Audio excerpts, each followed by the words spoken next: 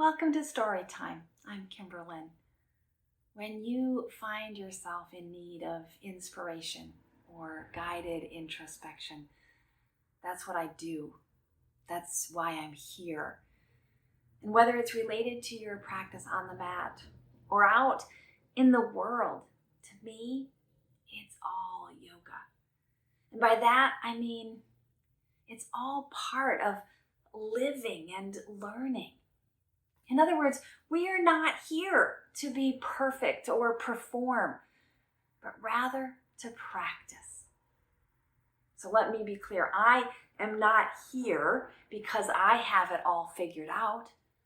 On the contrary, I'm here because I believe that no matter what we've accomplished, what we've endured, life is better when we come together authentically and compassionately to share our stories. This journey of life is all about connection. And yoga is the practice of building and nurturing authenticity and connection. Story time is the virtual meeting space where we gather to connect. By sharing our stories, we share our hearts. We connect more deeply, more intimately with ourselves and each other. Whether it's live and in real time or any time, on your time, we're here to be together. Welcome to Story Time. I am so glad you're here.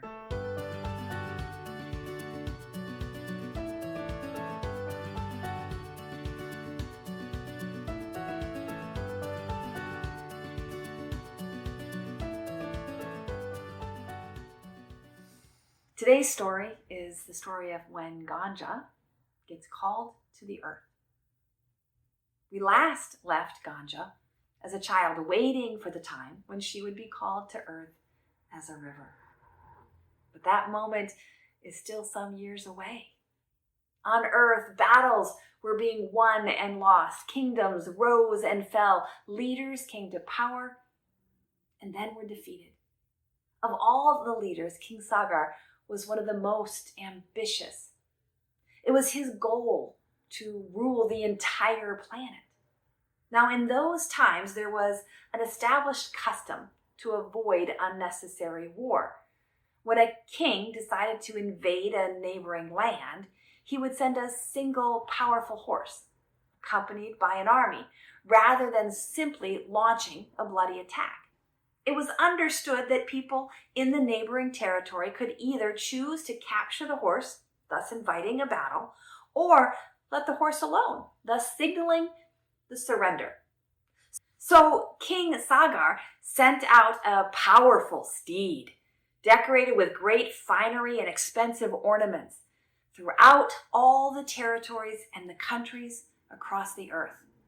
Because the king's power was well known and respected, his horse was never captured. Leaders and citizens from every corner of the earth accepted his rule. When he had conquered the earth, the ambitious king sent the mighty horse galloping toward heaven.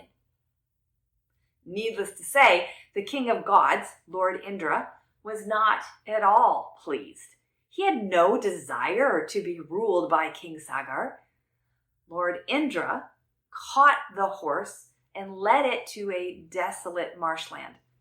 No one was in sight except a holy man, Sage Kapil, who was deep in meditation and did not even notice when Lord Indra tied the horse to a nearby tree. Now, King Sagar's army, made up of his 60,000 sons, searched high and low looking for the horse.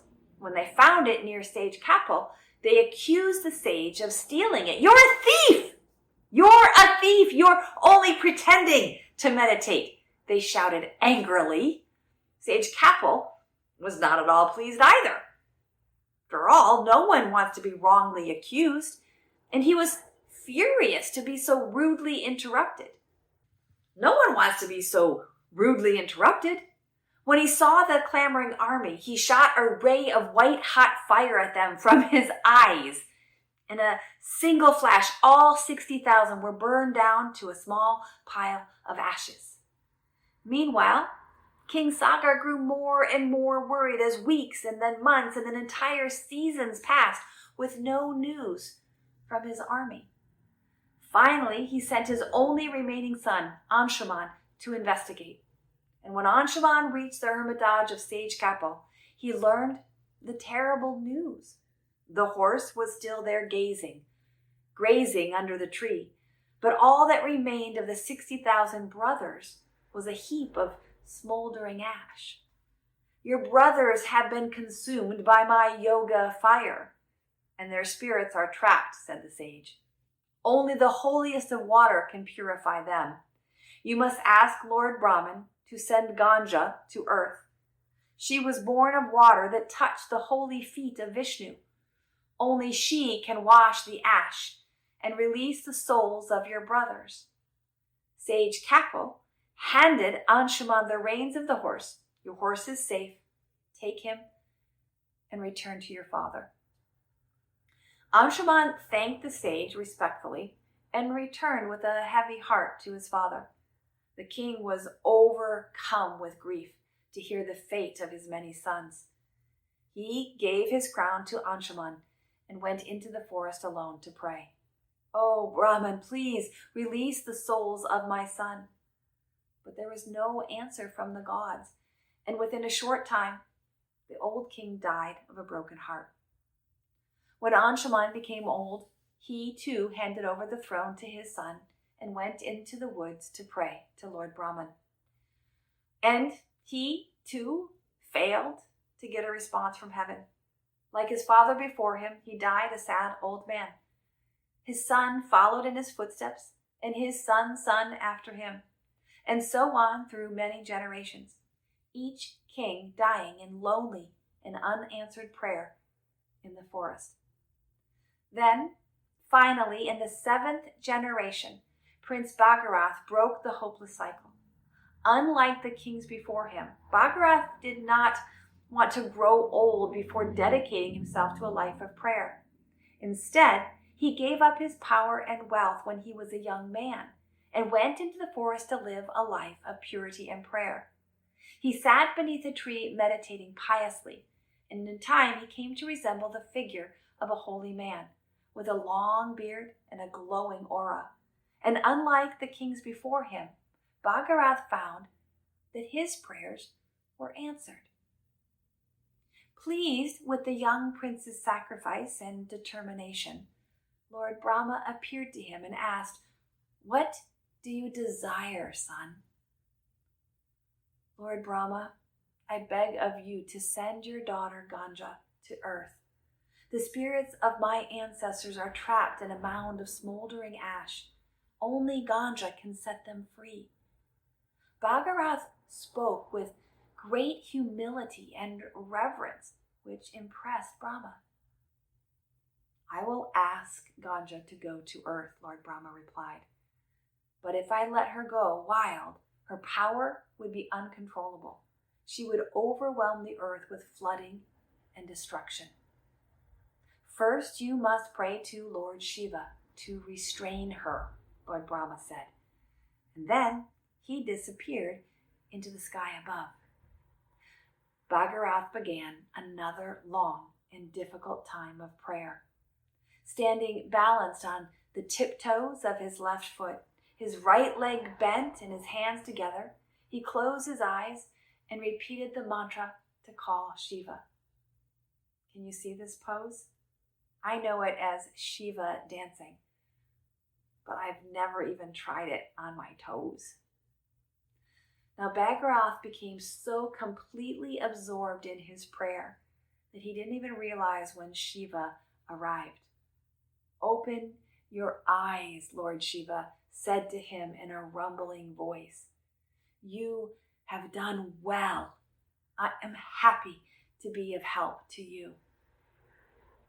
As Bhagiratha watched in awe, Shiva let his hair loose. He shook his head once, and his matted locks spread out and covered the entire earth like a veil of dark and shimmering silk. ask Ganga to come now, he said. And it is here in the story that we will pause for now. So what are the lessons? What's the point of this story? Well, the yoga practice of study is referred to as svadhyaya, and it includes studying and even memorizing sacred texts, as well as engaging in personal introspection and reflection. We are invited to get to know ourselves and the world better through study, the integration of curiosity and creativity about what we know and how we know it. In sharing this story of King Sagar and his great-great-great-grandson, Bhagiratha, I have a number of questions. Now, we'll explore the implications of this story and these questions for yoga living later this month in Coach's Chat, and I do hope you'll join me. But until then, here's a look inside the curiosity that is my brain. First, King Sagar is introduced as ambitious and respected. But I have to ask, was King Sagar respected or feared? This telling refers to him as respected by nature of simply sending a horse rather than outright conquering a land and its people for himself. However, this description of his reign sounds more like fear as a result of his power over the kingdom.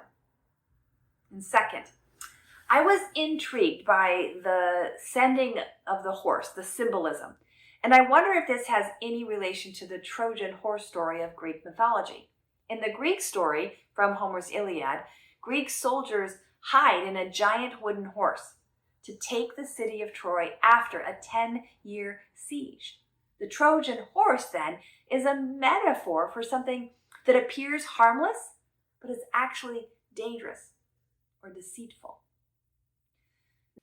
Thirdly, I'm curious about this false accusation of blame that led to the defensive action of Sage Kapil, resulting in the death of 60,000 men. How often do we rely on convenience or appearances rather than verifying assumptions to close the case? Similarly, in this accusation, the soldiers have challenged Sage Kapil's integrity, accusing him of pretending to meditate. And could this be an example of political propaganda and misinformation used to throw doubt about a truth? And on the other hand, I think we also need to hold Kapil accountable. Is his anger justified? Does that make it acceptable? When anger is used to justify harm, as in this case of killing 60,000 soldiers, I kind of feel like the integrity of the argument is lost. Another callback for me was the delayed answering of a prayer for 7 generations. And I liken this to the story of Moses in the Judeo-Christian mythology, who was unable to enter the promised land after freeing the Israelites from slavery in Egypt. Instead, Moses and his people were left wandering for 40 years in the desert. Joshua and Caleb, 2 spies, were the only men from that generation of freed people to actually go into the new land, to the new home. And finally, did anyone else feel cheated when Bhagiratha was given a second task after having completed the first task of praying to Brahman for Ganga? Brahma then sends Bhagiratha in search of Shiva? This bait and switch hardly seems fair. So what part of this story resonated with you, or perhaps rubbed you wrong? I'd love to hear your takeaways. I share these stories to expand our minds and our hearts, to grow in authentic alignment, and to help you and me move freely through the tasks of each day and the seasons of life. Every day is an invitation to begin again in greater intention and alignment. Connection is key to receiving and benefiting from that invitation. When I hear from you, I use your questions and examples and curiosities to expand and personalize these messages so they support you in living well. So reach out, email me, visit me in the studio. Whether you visit us in person or online, whether it's for a one-on-one or a group experience, we here at Life's Work Yoga, we want to meet you in the practice. We want to support you in living your life's work. I hope to see you soon to connect and to share your story. May you breathe deeply and move freely. May you labor lovingly and live vibrantly. May you be well. Namaste.